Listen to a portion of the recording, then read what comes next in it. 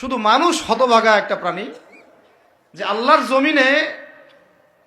জমিনে থেকে আল্লাহর খেয়ে, আল্লাহর পরে, আল্লাহর বাতাস থেকে শ্বাস নিয়ে, আল্লাহর দেওয়া পানি পান করে, আল্লাহ পাকের দেওয়া অর্থ সম্পদ রিজিক স্ত্রী সন্তান সব ভোগ করে আল্লাহরই জমিনে আল্লাহ বিরোধী আইন চালু করে দিয়েছে। এই মানুষই একটা হতভাগা প্রাণী আছে। এমন কোন সৃষ্টি নাই আল্লাহ পাকের যে আল্লাহর তাসবিহ পাঠ করে না। শুধু এই মানুষই হতভাগা একটা সৃষ্টি। আমরা, আল্লাহ মাফ করেন আমাদেরকে, নামাজও পড়ে না। কি করে না? পাঁচবার দিনে বলা হচ্ছে হাইয়া আলাস সালাহ, হাইয়া আলাল ফালাহ, সাফল্যের জন্য আসো, সালাতের জন্য আসো, কল্যাণের জন্য আসো। কানে ঢুকে না, যায় না নামাজ পড়তে। কোরআন, ওই যে বললাম, বাসায় সবার বাসায় কোরআন আছে। এমন কোন ব্যক্তি আছেন আপনারা যে আপনাদের বাসায় কোরআন নাই? প্রত্যেকের বাসায় আছে। এমনকি আপনার ফোনের মধ্যে অ্যাপসে আছে, খুলে দেখার সময় নাই। সময় কোথায়? মানে এত ব্যস্ত, সকাল থেকে রাত পর্যন্ত এতই ব্যস্ত মানুষ হতভাগা যে কোরআন খুলে দেখার সময় নাই। আবার বলে, এসব কথা বললে আবার বলবে যে আমরা কি ইসলাম কম বুঝি? আপনারাই ইসলাম বোঝেন, আমরা বুঝি না। আপনারাই মুসলমান, আমরা মুসলমান না, এগুলো বলবে। উমর রাদিয়াল্লাহু আনহু ঠিকই বলেছিলেন আজকে থেকে এই 1400 বছর আগে, যে ইসলাম ধ্বংস হবে যখন দেখবা তিনটা বিষয় সমাজে চলছে। এক, দল্লাতুল আলেম, আলেমরা যখন পথভ্রষ্ট হয়ে যাবে তখন সমাজে ইসলাম ধ্বংস হয়ে যাবে। দুই, ওয়াল আইম্মাতুল মুদিল্লিন, যখন আসবে এমন কিছু শাসক যারা পথভ্রষ্ট, মুদিল্লিন, তখন সমাজে ইসলাম ধ্বংস হবে। আর ওয়াল মুনাফিকিন ফি জিদারি কিতাবিল্লাহ, যে মুনাফিকরা যখন আল্লাহর কিতাব নিয়ে বাকবিতণ্ডা করবে, মুনাফিকরাই বাকবিতণ্ডা করবে যে আমরাই বেশি বুঝি ইসলাম, তোমরা বোঝো না। আর বাংলাদেশে টকশো সংস্কৃতি চালু না হলে আমরা এটা বুঝতে পারতাম না যে আসলে হাদিসটা সত্য। মাথার উপর দিয়ে যায় কথা কিছু না, পরে লেকচার রিপিট শুনে নিন। মূল জায়গায় আসি। কোরআন ঘরে আসে, আমরা তেলাওয়াত করি না। নামাজের আজান কানে আসে, নামাজে যাই না। শেষ রাত্রে আল্লাহ পাক প্রথম আসমানে নেমে আসেন। কিভাবে নেমে আসেন আমরা জানি না, ওইটার কাইফিয়াত ব্যাখ্যা করার আমাদের দরকারও নাই। আল্লাহ পাক বলেছেন, বাস ঈমান রাখি। এবং আল্লাহ পাক আহ্বান করতে থাকেন, কে আছো আমার কাছে কিছু চাইবা, আমি তোমাকে দিব। সুবহানাল্লাহ। কে আছো আমাকে ডাকবা, আমি তোমার ডাকে সাড়া দিব। কে আছো আমার কাছে ক্ষমা চাইবা, আমি ক্ষমা করে দিব। এইভাবে ফজর পর্যন্ত আল্লাহ পাক আহ্বান করতে থাকেন। আমরা ওই সময় ফেসবুক চালাই, রিল্যাক্সে ঘুম দেই। তাহলে নামাজের আজান কানে যায়, নামাজ পড়ি না, কোরআন বাসায় আছে, তেলাওয়াত করি না, খুলেও দেখি না, 40 কুলখানি বাদ দিয়ে। আর শেষ রাত্রে আল্লাহ পাক আহ্বান করতে থাকেন, আমি উঠে ওযু করে 2টা রাকাত নামাজ পড়ে একটু দোয়া করব, সেটা পারি না। এই আমি আবার যখন দিনের বেলায় এলেম শিখতে যাই, এমন জায়গায় এলেম শিখতে যাই যেখানে নারী পুরুষ একাকার অবস্থা, ফ্রি মিক্সিং। আমি এমন এলেম শিখতে চাই যে এলেমটা আমাকে 20 বছরে 20টা সূরাও শিখায় না, 20টা হাদিস আপনার মুখস্থ নাই। আমি চ্যালেঞ্জ করতেছি আপনাকে, 20টা হাদিস আপনি দাঁড়ায় বলেন, ছোট ছোট হাদিস খালি। যেমন আমিরুল মুমিনিন উমর ইবনে খাত্তাব রাদিয়াল্লাহু আনহু قال قال رسول الله صلى الله عليه وسلم انما الاعمال بالنيات وانما لكل امرئ ما نوى فمن كانت هجرته الى الله ورسوله فهجرته الى الله ورسوله ومن كانت هجرته الى الدنيا يصيبها او امرأة يتزوجها فهجرته الى ما هاجر ইলাইহি। এরকম ছোট্ট আপনি আমাকে 20টা হাদিস শুনান। যারা 20 বছর পড়াশোনা করেছেন জেনারেল লাইনে, দাঁড়ান দেখি কার সাহস আছে। এই হচ্ছে আপনাদের শিক্ষার অবস্থা। তারপরে আপনি আবার যখন চাকরি ক্ষেত্রে যান, ঘুষ ছাড়া আপনার চাকরি হচ্ছে না। এই হলো অর্থনৈতিক জীবনের অবস্থা। আবার চাকরি, ব্যবসা, বাণিজ্য যাই করছেন, এর মধ্যে ম্যান্ডেটরি মাস্ট বি সুদ আছে। কি আছে? এই মাপে কম দেওয়া তো আছেই, অন্যের সম্পদ আত্মসাৎ তো আছেই, পণ্যে ভেজাল দেওয়া তো আছেই, তারপরে সিন্ডিকেট তো আছেই, যেটার দাম এখন এই রজবের, আজকে কয় তারিখ? রজবের 14-15 হবে না? তো এই রজবের 14-15-তে যে পণ্যের দাম 200 টাকা, 1.5 মাস পরেই সেই পণ্যের দাম হবে 400 টাকা। এই হলো অর্থনৈতিক জীবনের অবস্থা। আর সুদের সাথে সম্পৃক্ত না হলে তো আমাদের ঘুম হচ্ছে না। বাংলাদেশের 64,000 গ্রাম বাংলা বলি না আমরা, 64,000 গ্রাম বাংলায় একাধিক সুদী এনজিও আছে, সবাই সুদী কারবার করতেছে। আমাদের মা বোনরা ওখানে সমিতিতে নাম লিখাচ্ছে, আমরাও নাম লিখাইছি অনেকে। কিস্তি শোধ করতে হচ্ছে, জমি বন্ধক রাখো, বাছুর বন্ধক রাখো, গরু বন্ধক রাখো। শেষমেশ ধনীরা ধনী হচ্ছে, গরিবরা গরিব হচ্ছে। কারণ আল্লাহ পাক এই কিতাবের মধ্যেই বলেছেন, সূরা বাকারার শেষের দিকে আছে যে ইয়া আইয়ুহাল্লাযীনা আমানু, হে মুমিনগণ, ইত্তাকুল্লাহ, আল্লাহকে ভয় করো, ওয়া যারু মা বাকিয়া মিনার রিবা, সুদ ছেড়ে দাও, ইন কুনতুম মুমিনিন, যদি মুমিন হয়ে থাকো, ওয়া ইল্লাম তাফআলু, সুদ যদি না ছাড়ো, ফাআযানু বিহারবিন মিনাল্লাহি ওয়া রাসূলিহি, আল্লাহ এবং তার রাসূলের সাথে যুদ্ধের ঘোষণা শুনে রাখো।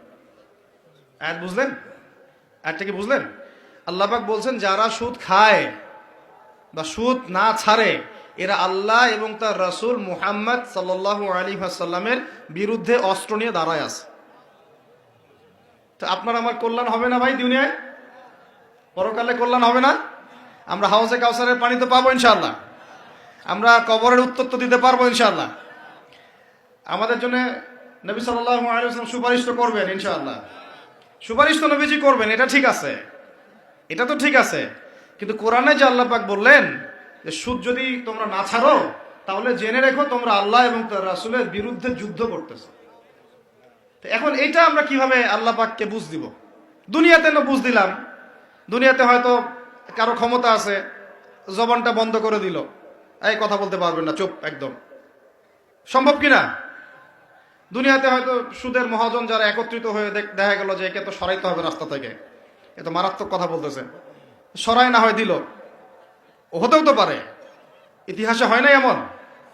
তারপরে কারো হয়তো দুনিয়াবি স্বার্থ আছে, বুঝাচ্ছে আমার বউ আছে, বাচ্চা আছে, চাকরি বাকরি কেমনে ছাড়ি ইত্যাদি। তো সব না হয় বুঝলাম, আল্লাহ পাকের সামনে আপনি এখন কি বুঝটা দিবেন? রাসূলের সামনে দাঁড়ায় কি বুঝটা দিবেন? দিতে হবে কি না জবাবটা? আজ হোক আর কাল হোক দিতে হবে কি না? পরকালে যেতে হবে তো নাকি? তো তাই যদি হয়, এটা যদি আমাদের ফাইনাল ডেস্টিনেশন হয়, চূড়ান্ত গন্তব্য হয়, তাহলে কোন ব্যক্তি বুদ্ধিমান, যে দুনিয়াতে সংশোধিত হয় সে, নাকি পরকালে যে ব্যক্তি অপেক্ষায় বসে থাকে সে? তো এখন তাহলে সুদ খাচ্ছে কে? আপনি আমি নিজেই। কে খাচ্ছে তাহলে? আমরা নিজেরাই খাচ্ছি। হয় আমি খাচ্ছি, না হলে আপনি খাচ্ছেন, না হলে আপনার স্ত্রী খাচ্ছে, না হলে আপনার বাবা খাচ্ছে। অতএব সুদের মধ্য দিয়ে আমরা আল্লাহ এবং তার রাসূলের সাথে সরাসরি যুদ্ধ করতেছি। বদরের যুদ্ধে কি আবু জাহেলরা পরাজিত হয় নাই? উহুদের যুদ্ধে, খন্দকের যুদ্ধে, মুতা, ইয়ারমুকে, এই শতাব্দীর পর শতাব্দী আল্লাহ এবং তার রাসূলের বিরুদ্ধে যারা দাঁড়াইছে তারা কি কখনো টিকতে পারছে? আজকে পশ্চিমারা সারা বিশ্বকে এভাবে সুদখোর বানিয়ে দিয়েছে, আর প্রত্যেকটা মুসলিম কান্ট্রি এর খপ্পরে পড়ে গেছে, বের হতে পারতেছে না। বের হওয়ার জন্য শুধু একটা জিনিস দরকার, একটা জিনিস, সেটা হচ্ছে আল্লাহ এবং তার রাসূলের প্রতি পরিপূর্ণ বিশ্বাস, ঈমান। এইটা আমাদের অর্জন হয় নাই, এটাই সত্য কথা। অর্জন যদি হতো তাহলে আমরা বিকল্প চিন্তা করতে পারতাম। অনলাইনে যারা আপনাদেরকে এইসব তালগোল মার্কা কথাবার্তা বুঝায়, যে কাগজের টাকা নিয়ে উল্টাপাল্টা কথা বলছে, ইলেকট্রনিক মানি নিয়ে উল্টাপাল্টা কথা বলতেছে, বিটকয়েন, ক্রিপ্টোকারেন্সি নিয়ে কথা বলতেছে উল্টাপাল্টা, ভাই এগুলো আমরা জেনে বুঝে কথা বলতেছি, জেনে বুঝে পড়াশোনা করে এগুলোর উপর আমরা থিসিস করেছি ইউনিভার্সিটিতে, এগুলোর উপরেই। এমনি এমনি কথা বলতেছি না যে পেপার মানি আপনার পকেটে, আমার পকেটে যেটা আছে আপনার পকেটেও সেটাই আছে, এর ভিতরেও সুদ আছে। ইলেকট্রনিক মানি যেগুলো আমরা ইউজ করতেছি এগুলোর ভিতরেও সুদ আছে, অল্প হোক আর বেশি হোক। এর সামনে আসবে বিটকয়েন, ওইটার মধ্যে সুদের ভিতর উপর সুদ, তার উপর আসতেছে একটা সিস্টেম যেটা অলরেডি কয়েকটা কান্ট্রিতে অ্যাপ্লাই হয়ে গেছে, চায়নায়, উত্তর কোরিয়া, দক্ষিণ কোরিয়া ইত্যাদি কান্ট্রিতে। এটা হলো ক্যাশলেস সোসাইটি, মানে কোনো ক্যাশই থাকবে না সোসাইটির মধ্যে, ডিজিট থাকবে, খালি ডিজিট। মানে আপনি বলতে পারবেন না যে আমার 1 লক্ষ টাকা আছে, যদি বলি 1 লক্ষ টাকা আছে, টাকাটা আমার হাতে দেন দেখি, আপনি হাতে দিতে পারবেন না, দেওয়ার মতো কিছু নাই। ওইটা আপনার ডিজিটে থাকবে, নাম্বারে, ফিগারে, 1 লাখ এটা ফিগার। ইতিহাসে এমন কোনো কারেন্সি আসে নাই যেটা ধরাও যায় না, ছোঁয়াও যায় না, পকেটেও রাখা যায় না, এটা আসতেছে সামনে। যারা বুঝে না এগুলা, আমরা আক্রমণাত্মক কথা বলতে চাচ্ছি না, আল্লাহ পাক তাদেরকে হেদায়েত দান করুন। যারা বুঝে না তারা মনে করতে পারে এগুলো হচ্ছে ভবিষ্যৎবাণী, আদতে এইগুলা বর্তমান বিশ্বে চলতেছে, আমাদের সে সম্পর্কে জ্ঞান নাই। আমরা অনেকেই ক্যাশলেস সোসাইটি প্রতিষ্ঠার চেষ্টা করতেছি, এটার মধ্যে যতটুকু কল্যাণ আছে না তার চেয়ে বেশি অকল্যাণ আছে।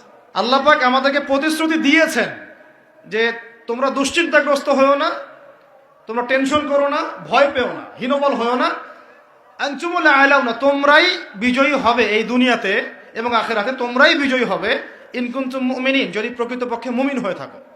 আমাকে বলেন, যারা আজান শুনেও নামাজে যায় না এরা কি মুমিন? বলেন। আপনি মনে করছেন আমি জুমার নামাজ তো পড়ি, ঈদের নামাজ তো পড়ি। এমনও হতভাগা মানুষ আছে পৃথিবীতে যাদের নামাজ প্রথমবার তারা নামাজ পড়ে জানাজার নামাজ। আছে না ভাই? আল্লাহ পাক আমাদের সবাইকে 5 ওয়াক্ত নামাজি হওয়ার তৌফিক দান করেন, এবং কাজা নামাজ অনেকের আছে, আল্লাহ পাক সেগুলো আদায় করার তৌফিক দান করেন। আপনারা যখন হজ উমরা সফরে যাবেন বেশি বেশি সেখানে নামাজ পড়বেন, কারণ ওখানে 1 রাকাত নামাজ হারাম শরীফে পড়লে 1 লক্ষ রাকাতের নেকি হয়, আর মদিনা মুনাওয়ারায় পড়লে মানে হারামে পড়লে 1000 নেকি হয়। আর এই দুইটা আমরা খুব ভালো জানি, মিম্বরে আলোচনা হয় খুব, মাশাআল্লাহ, তাই না? তো নসিহত হচ্ছে ওখানে গিয়ে আমরা বেশি বেশি নামাজ পড়বো, নফল নামাজ, ঠিক আছে? কাজা নামাজগুলোও হিসেব করে আদায় করার চেষ্টা করবো ইনশাআল্লাহ। বাংলাদেশের সবচেয়ে বেশি দরকার এখন উলামায়ে কেরামের ঐক্য। আমরা যারা ছোটরা আছি আমাদের মূল কাজ এখন এইটাই, আমরা এটাই ফিকির করি কিভাবে আলেমদেরকে একটা জায়গায় বসানো যায়। আলেমরা যদি ঐক্যবদ্ধ হতে পারেন জনগণ একদিকে ফোকাস করে চলতে পারবে ইনশাআল্লাহ, এবং তাদের মধ্যে যদি একজন আমির নিযুক্ত করা হয় এবং তার কথা যদি আমরা সুরাভিত্তিক মেনে চলি, ইনশাআল্লাহ বাংলাদেশ কেন পুরা বিশ্বে দিন কায়েম করা সম্ভব। আমরা এই দিক থেকে আমরা মোটামুটি 20-30 বছর পিছায় আছি এখনো, বুঝতে পারছেন না আমার কথা? এই দিক থেকে দেখেন, আল্লাহ নবী সাল্লাল্লাহু আলাইহি ওয়াসাল্লাম মক্কাতেও সাহাবীদের মধ্যে কখনো বিভক্তি হতে দেন নাই। একজন নেতা, তার আন্ডারে সব সাহাবীরা বায়াত করে আছেন হাতে হাত রেখে, ব্যাস যা বলবেন তাই, ডানে যাইতে বলে ডাইনে, বামে যাইতে বলে বামে। মার খাচ্ছেন, যদি নবীজি বলেন হিজরত করে চলে যাও, হিজরত করে চলে গেল আবিসিনিয়ায়, তাই না? আর যদি নবীজি বলেন সবর করো, সাবরান আলা ইয়াসির ফাইন্নামা ওয়াইদাকুমুল জান্নাহ, সবর করো তোমাদের জন্য জান্নাত, সবর করতেছেন, মার খাচ্ছেন, তাও কোনো কথা বলতেছেন না। এইরকম সামি'না ওয়া তা'নার জেনারেশন না থাকলে দিন কায়েম হয় না, যেটা আমাদের বিগত 50 বছর আমরা করতে পারি নাই, এটাই সত্য কথা। এটা করার জন্য সবার আগে আমাদের মনের হিংসা দূর করতে হবে। কি দূর করতে হবে? মনের হিংসা দূর করতে হবে, মনের অহংকার দূর করতে হবে, নিজেকে ছোট মনে করা শিখতে হবে। আমি ছোট মানুষ, বড়রা যে দায়িত্ব দিবেন সেটা পালন করব, আলেম ওলামার সহবতে থাকবো, তাদের পরামর্শ চলবো, আমাকে যেভাবে গাইড করেন সেভাবে চলবো, যখন যে দায়িত্ব আসবে সেটা পালন করব। চিন্তা এরকম না থাকলে আপনি চলতে পারবেন না, বিদ্রোহী হয়ে যাবেন তখন। বেয়াদবি, এই যে প্রথম একটা কথা বলছি, বেয়াদবি। আমরা অনেকেই বড় বড় বরেণ্য আলেমদের সাথে বেয়াদবি করছি, তাদের মানিজ্য হানি করছি। অনলাইনে লাইভে চলে আসলাম, একটা কথা বলে দিলাম, একটা পোস্ট দিয়ে দিলাম, ভাবছি আমি ইসলামের বড় উপকার করে ফেললাম। আদতে আমি বিশৃঙ্খল একটা অবস্থা ছিল, আরো বিশৃঙ্খলতা বাড়ালাম। আমি কাছাকাছি তো আনতেই পারলাম না। কিছু মানুষের কাজ দেখলে মনে হচ্ছে যে তাদের একটাই কাজ।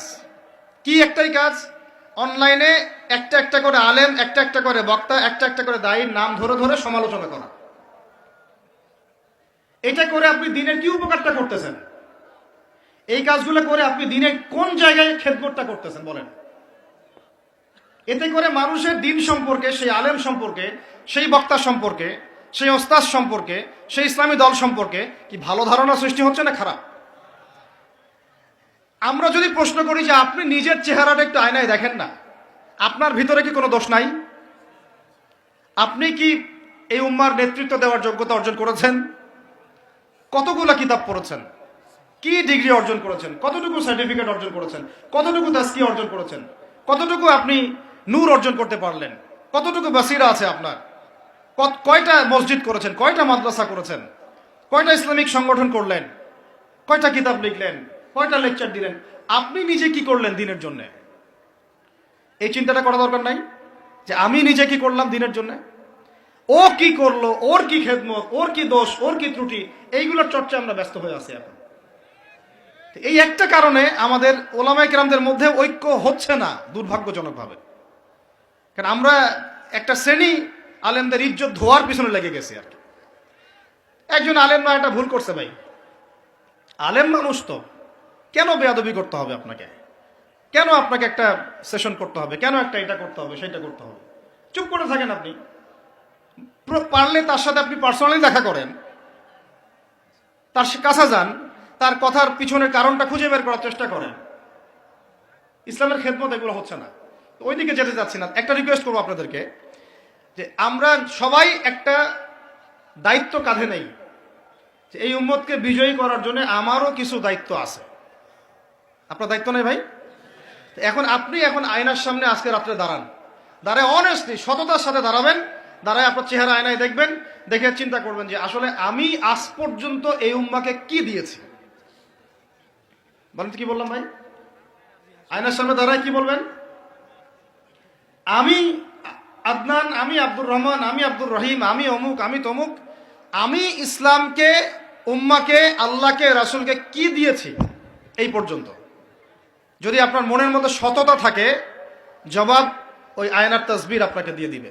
একটা উর্দু শের আছে, যে চেহারে তো আকসর ধোকা দেতি হ্যায়, সচ তো আইনা বলতি হ্যায়। মানে চেহারা তো বেশিরভাগ সময় ধোকা দেয় মানুষকে, সত্য কথা বলে আয়নার প্রতিবিম্ব। তো আল্লাহর ওয়াস্তে নিজের আত্মসমালোচনা করি, আমরা উম্মাকে কি দিলাম এটার ফিকির করি। এখন যদি উত্তর আসে যে আমি অনেক দিয়েছি উম্মাকে, আমি একদম কামেল হয়ে গেছি, তাহলে বুঝবেন আপনার মধ্যে ইবলিসের চরিত্র আসছে। ইবলিসই বলতে পারে যে আমি সবার চেয়ে শ্রেষ্ঠ। ওই যে বলে নাই, আনা খায়রুম মিনহু, আমি আদমের চেয়ে শ্রেষ্ঠ। খলাকতানি মিন নার, আমাকে আগুন দিয়ে সৃষ্টি করেছেন। খলাকতাহু মিন তিন, তাকে মাটি দিয়ে সৃষ্টি করেছেন। এই কেবার যদি চলে আসে, বুঝবেন আপনি ধ্বংস হয়ে গেছে। ফেরাউন বলেছিল আনা রব্বুকুমুল আ'লা, আমি তোমাদের মহান রব। নাউযুবিল্লাহ। আর একজন আল্লাহর বান্দা খালি বলবে আল্লাহুম্মা ইজআলনি ফি আইনি সগীরা ওয়াজআলনি ফি আ'য়ুনিন নাসি কাবীরা। আল্লাহ তুমি আমাকে নিজের চোখে ছোট বানায় দাও, আর অন্য মানুষের চোখে আমাকে বড় বানায় দাও। আমিন। তো আত্মসমালোচনা করতে হবে কিনা ভাই? এখন যদি আমার উত্তর আসে যে না, আমি তো আসলে ভাই কিছু করতে পারি নাই, এই টুকটাক কিছু লেকচার দিয়েছি, এতটুকুই, এখনো আমি উম্মাকে ঐক্যবদ্ধ করতে পারি নাই, ওলামায়ে কেরামকে এক জায়গায় আনতে পারি নাই, আমি এখনো কোনো ইসলামিক বড় কোনো অ্যাসোসিয়েশন ফর্ম করতে পারলাম না, এখন পর্যন্ত আমি 100টা কিতাব লিখতে পারি নাই, এখনো আমি ইফতা দেওয়ার মতো বা মুফতি হওয়ার মতো যোগ্যতা অর্জন করিনি, এখনো আমার কোরআনের কত জ্ঞান শেখা বাকি, কত আলেমের সোহবতের থেকে নূর নেওয়া বাকি, এখনো কত দূর যাওয়া বাকি। এই চিন্তাগুলো যদি মনের মধ্যে আসে, তখন দেখবেন রাতে আপনার ঘুম হারাম হয়ে গেছে। তখন আপনার প্রচেষ্টা চলবে ইনশাল্লাহ কিভাবে এগুলো আপনি অর্জন করতে পারবেন। ওই গুটি কয়েক মানুষকে দিয়ে দিন কায়েম হবে ইনশাল্লাহ। আমার কথায় রাগ করলেন নাকি? একটু মন খারাপ করলে আল্লাহ পাক ওই ওসিলায় যদি আপনাকে আবার দিনের দিকে নিয়ে আসেন, আমার লেকচার ওয়াজ করা সার্থক। একটু আঘাত পাইলে আমি খুশি হব। সরকার, প্রশাসন, আমজনগণ, আমাদের মা বোন, আপনারা, আমাদের পরের প্রজন্ম, কেউই আমাদের শত্রু না। আমাদের শত্রু বরং আমার বা আমাদের চেয়ে ভালো কোনো বন্ধুই নেই আপনাদের। আমার বা আমাদের চেয়ে ভালো কোনো বন্ধু নাই আপনাদের। যারা আছে এদের ব্যাপারে একটা স্টেটমেন্ট বলে দিই আমি, যে তুঝ জৈসা দোস্ত তো দুশ্মন কি কোই জরুরত নেই। ওইরকম বন্ধু যদি থাকে তাহলে দুশ্মনের কোনো দরকার হবে না।